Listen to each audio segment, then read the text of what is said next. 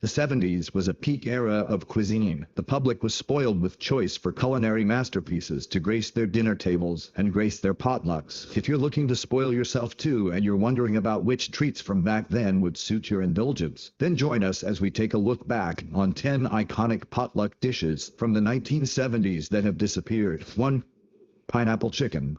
Hey foodies! Today I'm going to be teaching you how to make some pineapple chicken. Back in the 70s, pineapple chicken was a star of the show at any potluck. This dish combined the sweetness of pineapple with the savory richness of chicken, resulting in a tropical twist that was both exotic, inexpensive, and accessible. Its popularity was likely fueled by the rise of Polynesian-inspired cuisine that swept across America during the post-World War II era, heavily influenced by soldiers returning from the Pacific. The origin of this sweet and savory dish can be traced back to Hawaii, where there are a lot of pineapples. One of the main ingredients needed. Pineapple chicken is a mix of American, Asian, and Polynesian flavors, an integration of different cultures to create something truly phenomenal. The magic of pineapple chicken came from its simplicity and ease. You did not need to have a Michelin star or two to whip up a batch of sweet and savory pineapple chicken. It was relatively easy to make, and the end result was simply delicious. The canned pineapple was often used, and the dish usually featured bite-sized chunks of chicken marinated in a soy sauce and ginger mixture. After being browned, the chicken would be simmered in a sticky glaze made from the pineapple juice, soy sauce, and brown sugar, creating a caramelized coating. It was the perfect blend, as the sweetness of the pineapples balanced out the savory chicken, resulting in a dish that took the 70s by a storm. To make this dish, all you needed were boneless, skinless chicken thighs, pineapple chunks, soy sauce, brown sugar, some grated ginger, and a little bit of oil. Marinate the chicken thighs in pineapple juice, soy sauce, and ginger for at least 30 minutes. Heat oil in a skillet and brown the chicken on both sides. Add the pineapple chunks and brown sugar to the skillet, then simmer until the sauce thickens and the chicken is cooked through. The combination of the sweet, tangy, and refreshing pineapple with the savory soy sauce and ginger made it a hit in American homes, especially in potlucks. But as tastes shifted toward fresher ingredients and more complex flavors, the simple pineapple chicken slowly lost its allure. Simply put, it was a dish that could not stand the test of time, not because it was not good enough, but simply because our taste buds became more complicated. Our next dish was just as much the eye-catcher that pineapple chicken was, even if it boasted a more unusual palate. 2.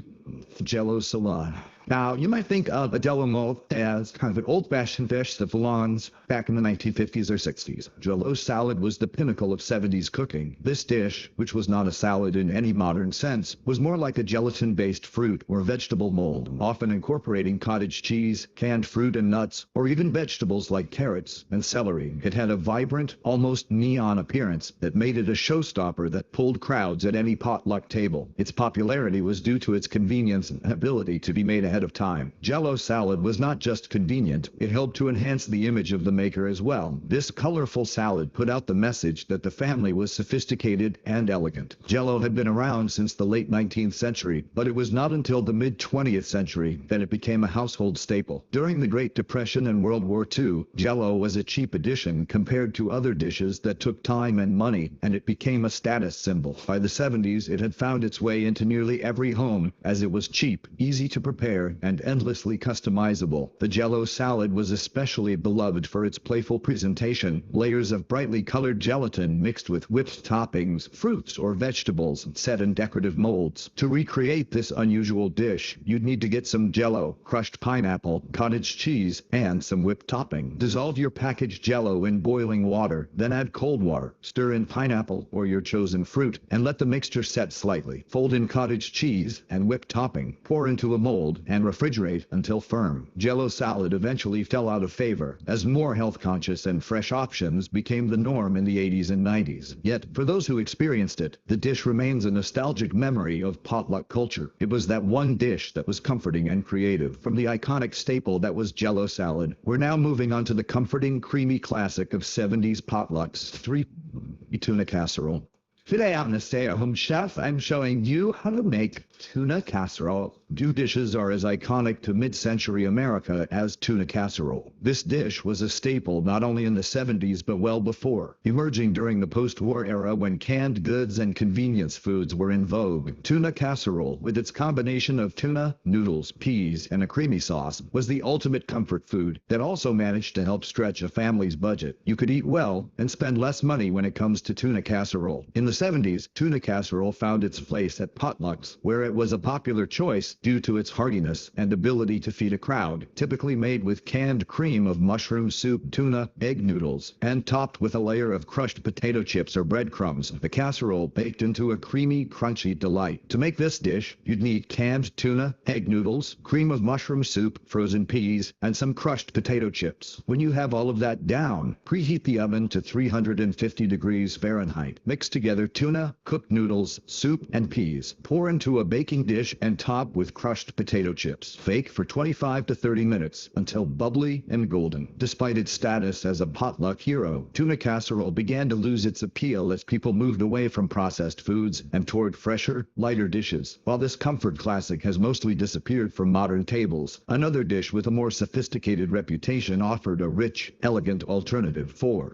boeuf bourguignon. I will be making boeuf bourguignon, which was the first dish our distinguished guest cooked. Boeuf bourguignon may seem like an odd entry on a list of 70s potluck dishes, but in truth, this French classic was quite popular during that era, largely thanks to Julia Child's famous recipe from Mastering the Art of French Cooking. Originating in the Burgundy region of France, this dish dates back to the 19th century, when people would cook meat in wine in order to make it soft and tender. This slow-cooked beef stew is made with red wine, bacon, onions, and mushrooms, all of which are simmered together until the meat is tender and flavorful. It was the perfect dish for a potluck because it could be made in advance and often tasted even better when served the next day. A unique fact about delicious boeuf bourguignon is that it is the national dish of France. To recreate this dish at home, you'll need beef chuck, red wine, sliced bacon, diced onions, carrots, and minced garlic, beef broth, and of course, a little seasoning. First, marinate your beef in red wine overnight. Brown bacon in a pot, remove, then brown beef in the rendered fat. Add onions, garlic, carrots, and cook until softened. Return bacon and beef to the pot. Add wine, beef broth, and herbs. Simmer on low heat for 2 to 3 hours until the beef is tender. Boeuf bourguignon brought a sophisticated touch to potlucks, but was eventually overshadowed by the rise of simpler, more convenient recipes in the 80s. Following the savory richness of this historic stew, we'll indulge our sweet tooth with our next item, a popular potluck dessert. 5.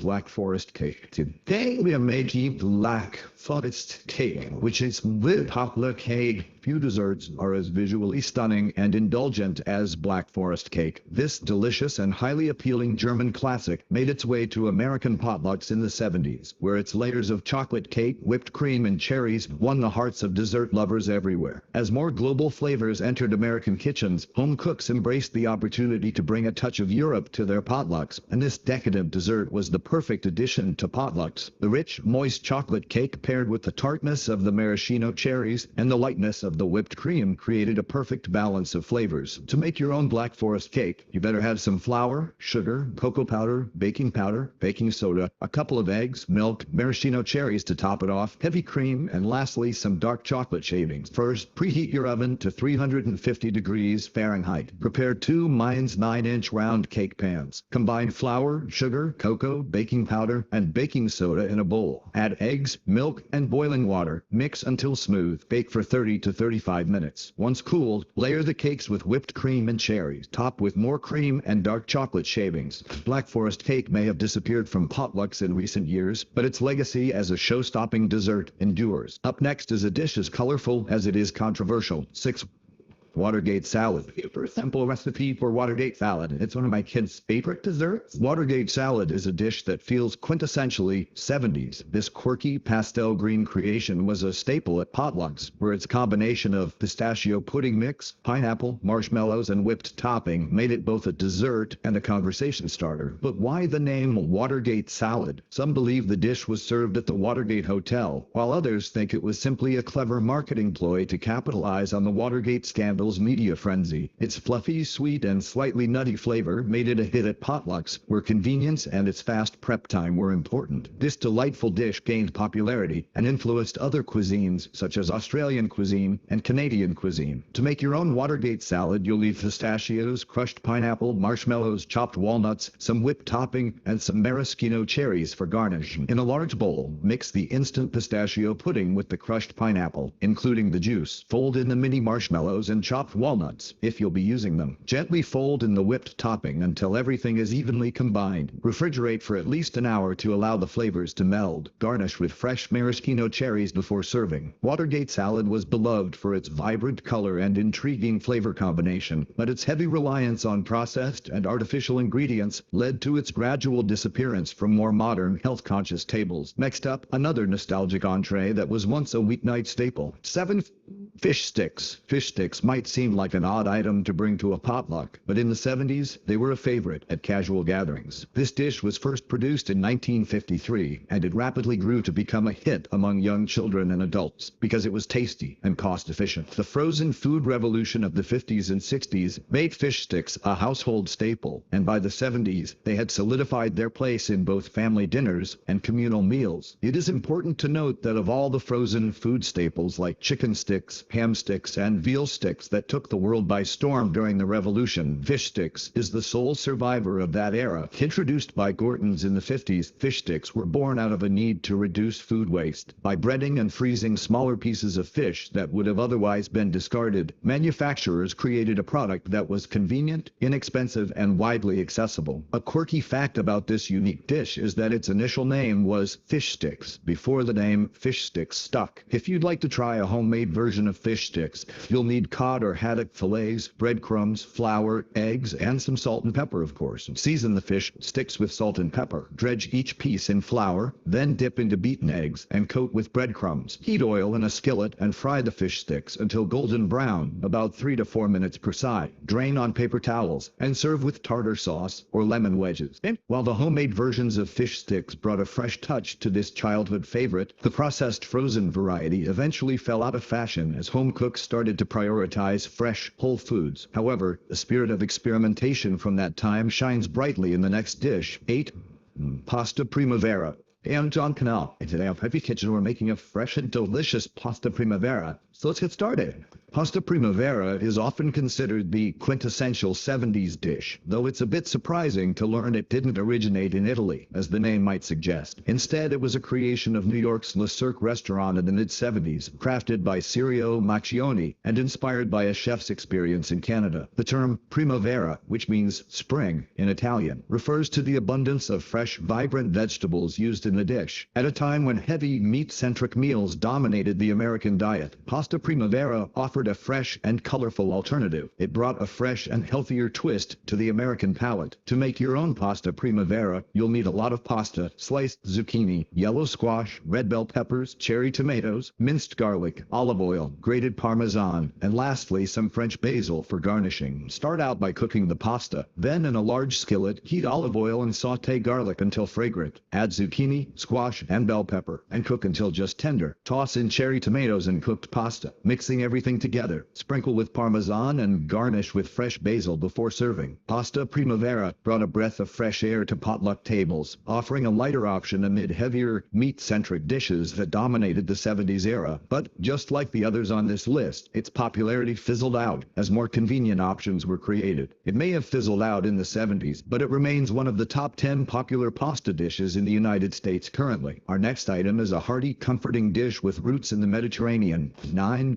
Moussaka. To introduce myself to you with is one of the more well-known pig pieces, moussaka. It's not moussaka, it's moussaga. It's baked. Moussaka is a classic dish known for its Mediterranean roots, particularly in Greek cuisine. Though the dish has variations across different regions, the version that became popular in the 70s typically consists of layers of eggplant, ground meat, and a creamy, luxurious bechamel sauce. It is rich, hearty, and packed with a deep flavor that makes it a crowd pleaser. The origins of moussaka date back to the Ottoman Empire, with early versions appearing in the Middle East, Balkans, and even further afield. The Greek version, which we most commonly associate with moussaka today, was popularized by chef Nikolaos Tselementes in the early 20th century, and as a Mediterranean dish, moussaka stood out with its layers of fried eggplant, savory meat, and cheesy, creamy topping. It was the perfect adventurous dish to introduce to guests who were ready to step beyond traditional American casseroles, and it is safe to say it exceeded all expectations. While moussaka requires some time and effort to prepare, it is worth every minute, as its flavor profile is unmatched, with the combination of spiced meat, tender vegetables, and creamy sauce offering a comforting yet exotic experience. Moussaka is a pretty ingredient-heavy dish. To make some at home, you'll need large eggplants, ground lamb or beef, finely chopped onion, minced garlic, crushed tomatoes, ground cinnamon, allspice, some more spices, olive oil, butter, flour, milk, and some grated Parmesan cheese. As usual, start out by preheating the oven, arranging the eggplant slices on a baking sheet, drizzle with olive oil, and roast for about 20 minutes, flipping halfway through. In a large skillet, saute the onions and garlic until soft, then add the ground meat. Cook until browned. Add the crushed tomatoes, cinnamon, allspice, salt, and pepper, and simmer for 20 minutes until thickened. To make the bechamel sauce, melt butter in a saucepan, stir in the flour, and cook for a minute. Gradually, whisk in the milk, cooking until thickened. Stir in the cheese and set aside. In a baking dish, layer half the eggplant slices on the bottom, top with the meat mixture, and then the remaining eggplant slices. Pour the bechamel sauce over the top, spreading it evenly. Bake for 30 to 40 minutes until golden brown and bubbly on top. Let it cool for a few minutes before serving. Moussaka brought a touch of Mediterranean warmth and richness to the 70s potluck table, offering a flavor-packed option that both satisfied and impressed. It was a dish that not only stood out, but also favored the bold and strong of heart who were willing to go beyond their everyday cuisine. Our final entry on this list is something far more simple, but no less beloved. 10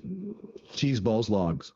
Today on the Stay at Home Chef, I'm showing you how to make a bacon ranch cheese ball. If you attended a party or potluck in the 70s, you were almost guaranteed to encounter the iconic cheese ball or its equally famous sibling, the cheese log. These appetizers were the embodiment of mid-century entertaining, bringing both ease and indulgence to the table, stealing hearts and pleasuring taste buds. Cheese balls became popular because of their versatility and simplicity. The basic version consisted of a mixture of cream cheese and shredded cheddar, but variations often incorporated ingredients like blue cheese, garlic, onions, Worcestershire sauce, and more, allowing hosts to tailor the dish according to their taste. They could be made well in advance and were easy to transport, making them an ideal dish for potlucks, particularly during the holidays. They were also popular as gifting items for friends and family during the holidays. The origins of the cheese ball in America trace back to the early 19th century, when a 1,235-pound cheese ball was presented to President Thomas Jefferson in 1801. However, the party-sized version we know today became a true phenomenon in the mid-20th century. By the 70s, cheese balls and logs were everywhere, adorning tables at every gathering and impressing guests with their rich, savory flavor and fun presentation. While its appearance faded over time in favor of more modern hors d'oeuvres, cheese balls have maintained their status as a nostalgic favorite, often making a comeback during festive times like Christmas or New Year's Eve parties to once again wow everyone. To make a cheese ball or cheese log, you'll need some softened cream cheese, shredded cheddar cheese, chopped green onions, Worcestershire sauce, garlic powder, chopped pecans, and a pinch of veggies for when you're serving it. In a large mixing bowl, combine the cream cheese, cheddar cheese, green onions, Worcestershire sauce, and garlic powder. Mix until well combined. Shape the mixture into a ball or log, then roll it in the chopped nuts to coat the exterior. Wrap in plastic wrap and refrigerate for at least 2 hours or until firm. Serve with crackers, breadsticks, or sliced vegetables. The cheese ball, or log, is perhaps one of the most enduring symbols of 70s potluck culture. Its versatility and make-ahead convenience made it a go-to appetizer, whether you were hosting or attending a party. Although more contemporary appetizers have come into fashion, you still see these cheesy delights pop up from time to time, especially among those who appreciate a retro throwback. Talking about retro, nothing hits you with a tasty blast from the past like our next treat, a lemon lime poke cake. Hey, yo, we're gonna be making a lemon lime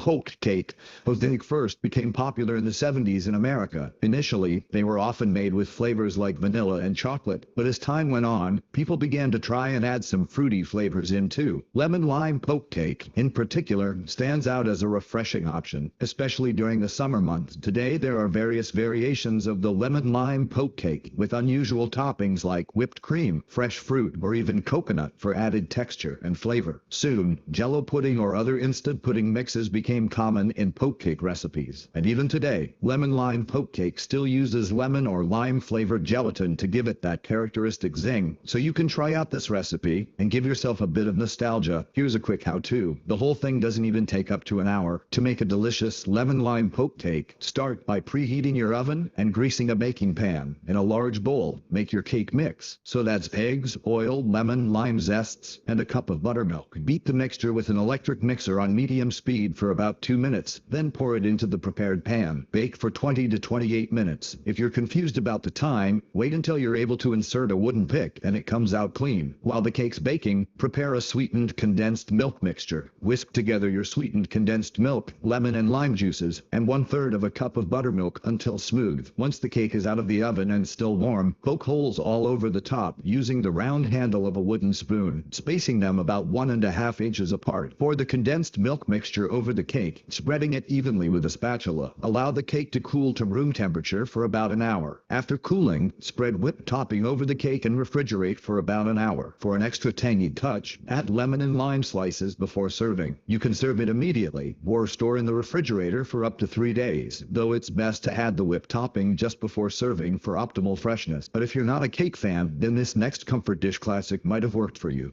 12 salad scalloped corn casserole. Today we're going to make this simple 4-ingredient scalloped corn casserole that is a favorite of Rick's family, especially his dad. Nothing screams home like the casserole, and salad scalloped corn casserole always brings nostalgic memories of time spent with family members back in the day. Combining canned sweet corn and creamy ingredients, you are sure to find this comforting, flavorful dish served at potlucks back in the day. The ideal American comfort food. It's a homey, bubbling, creamy casserole, crowned with toasted, buttery cracker crumbs. Scalloped corn is usually attributed first to New England, where other foods like potatoes, oysters, clams, onions, and tomatoes are scalloped. The term scallop usually refers to something baked in cream, sometimes with cheese, similar to a French gratin. While many professional cooks differ over whether to use heavy cream, condensed milk, or white sauce, also known as bechamel, nearly all agree that buttered cracker crumbs or breadcrumbs are essential for the topping. Regular recipes use just salt and pepper for seasoning, and some cookbooks recommend using Worcestershire and Tabasco sauces and chopped green pepper. Other recipes even call for diced ham. To make this dish, preheat your oven and grease a 9-inch baking dish with 1 tablespoon of butter. Next, prepare a white sauce by melting 3 tablespoons of butter in a saucepan. Whisk in flour and cook for about a minute. Gradually add milk, whisking to keep the sauce smooth. Then simmer for 5 minutes. Season with salt, pepper, and a pinch of cayenne. In a skillet, melt 2 tablespoons of butter and saute chopped onion and bell pepper for about 5 minutes until softened. Add corn, season, and heat for an additional 2 minutes. Combine the corn mixture with the white sauce and beaten egg, then transfer it to the baking dish. Top with crushed crackers and dot with small pieces of butter. Bake for 30 minutes or until bubbling and golden brown. Next on the list is another amazing casserole dish that 70s people couldn't get enough of. 13's scalloped potato casserole. Today I'm going to share with you a recipe for scalloped potatoes, which is a great Thanksgiving side dish. Potatoes have always been the classic American food. They can be made with literally anything. So it wasn't long until they started to become a regular at potlucks, especially when they were scalloped. Scalloped potato casserole was the perfect potato casserole. Scratch that. The perfect potluck dish. Tender potatoes were cut thinly and uniformly and layered into a casserole dish. A creamy onion sauce was then added and the whole thing was baked to golden perfection. It was relatively easy to make, even in large batches, and it held up really well in transport too. The result? A savory casserole that delighted all who were lucky enough to taste it. There are lots of recipes online, but this simple one we've made here for you is ready in an hour and a half. Let's get into it. First of all, grease a casserole dish with butter and preheat your oven to around 350 degrees. When trying to make this dish, go for thin-skinned potatoes like Yukon Gold potatoes or red potatoes. They should be your first choice because they don't require peeling and still hold their shape well. Russet potatoes or Idaho potatoes potatoes could be used too and taste great. Only problem is they tend to break apart, so you'd have to be careful. So your job is to slice the potatoes into very thin slits. If you feel like you'd face difficulties with that, then it's advisable that you just use a mandolin. Obviously, you've got to add in the onions too. Softening them in butter really helps you bring out their natural sweetness. For the sauce, you just need flour, butter, and milk, and maybe some broth to give it some extra flavor. Whisk them together in a bowl. You could add in some pepper for extra spice. While most traditional scalloped potatoes don't include cheese, you may add a little bit of it to give the dish your own signature taste. Now, pour your soup mixture over the sliced potatoes. Your sauce should almost cover the potatoes and onion. If it doesn't, you can add more milk. Bake until the potatoes are golden, bubbly, and soft. Here's a quick heads up. Scalloped potatoes usually hold their heat for a long time, so try to prepare them ahead of time. Be sure to let them cool for 20 minutes before serving, so the sauce has enough time to thicken. Away from fancy casserole, this next dish was as simple as it was perfect for potlucks. 14 button-baked saltine crackers. When I moved to Georgia, everybody was telling me about these buttered crackers. Yeah, you might see them now as a side dish for vegetable soup and chicken noodle. But back in the 70s, Southerners knew button-baked saltine crackers could do way more than that. This appetizer was one of the major crowd pleasers at social gatherings and potlucks. Whether it was because of how easy they were to prepare or the lovely flavors they had, button-baked saltine crackers were the ultimate party food back then. Button-baked saltine crackers have their roots in the tradition of using simple, affordable ingredients to create satisfying snacks in American homes. Saltine crackers themselves date back to the 19th century and were originally developed as a bland, easily digestible food for sailors. It was much later that the practice of baking and seasoning them emerged as a way to elevate their flavor. Saltines were first produced in the 1800s, with their name derived from the salt sprinkled on top and the cracker designation indicating their dry, crisp nature. In the mid-20th century, as casseroles and easy-to-make snacks became more and more popular, home cooks began experimenting with toppings and various baking methods. This led to the creation of various baked snacks using pantry staples, including saltine crackers. To make this snack, you need a 3/4 cup of unsalted butter or ghee, and of course, saltine crackers. First, lay out the crackers in a single layer on baking sheets. Then melt the butter and pour it over the crackers. Use a spoon or pastry brush if you need to make sure all the crackers are well covered. Bake the sheets of buttered saltines until they begin to brown. This should take around 8 to 10 minutes. Serve warm. Buttered saltines are a wonderful example of how you can use modest ingredients to create simple dishes that are crowd pleasers. This snack might not be a costly, flashy appetizer, but trust me, it'll impress anyone who manages to snag a bite or two. 15 cucumber sandwiches. Hello, and welcome everybody. Today we are going to make the high society cucumber sandwiches.